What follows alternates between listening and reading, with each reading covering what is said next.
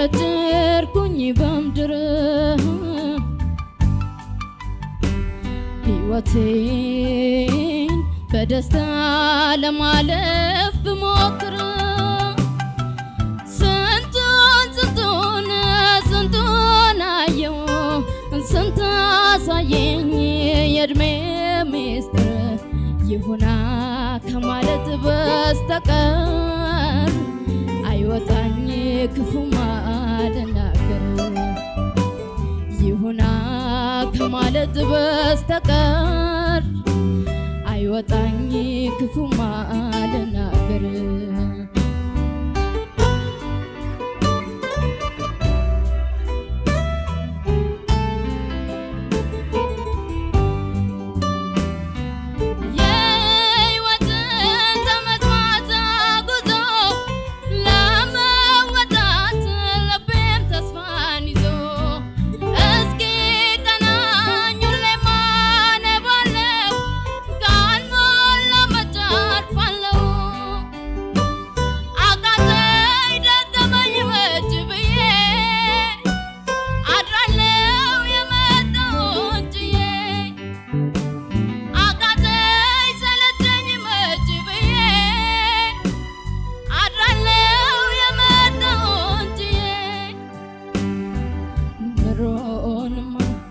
ብኖር እንደ ልቤ ቢሞላልኝ ባድር እንዳሳቤ ቢሆንማ ቢሳካ ምኞቴ ሰርቶ ማደግ ነበረ ጉጉቴ ኑሮንማ ብኖር እንደ ልቤ ቢሞላልኝ ባድር እንዳሳቤ ቢሆንማ ቢሳካ ምኞቴ ሰው ለመሆን ነበረ ጉጉቴ።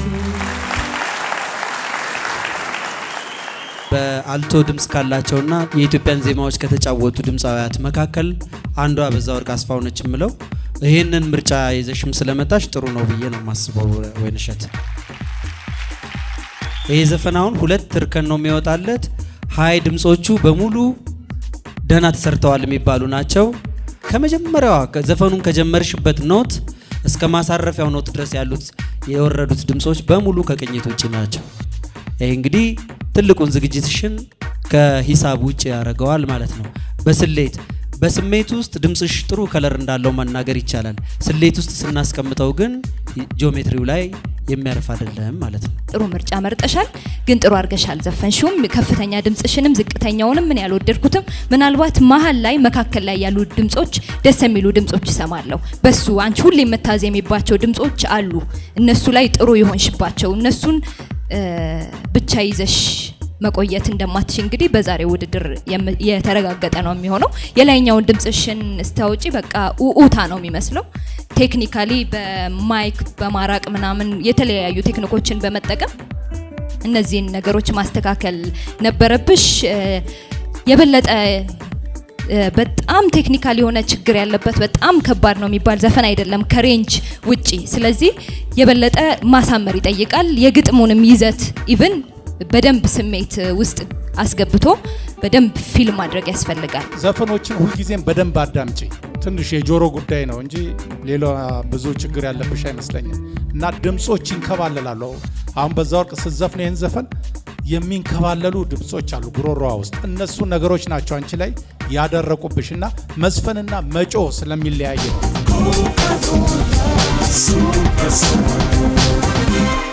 ገና ኮዲው ስታስቢ ምን ይሰማሻል? እንግዲህ እኔ ተዘጋጅቼ ነው የመጣሁት። ያው ጥሩ ስራ ይዣለሁ ብዬ አስባለሁኝ።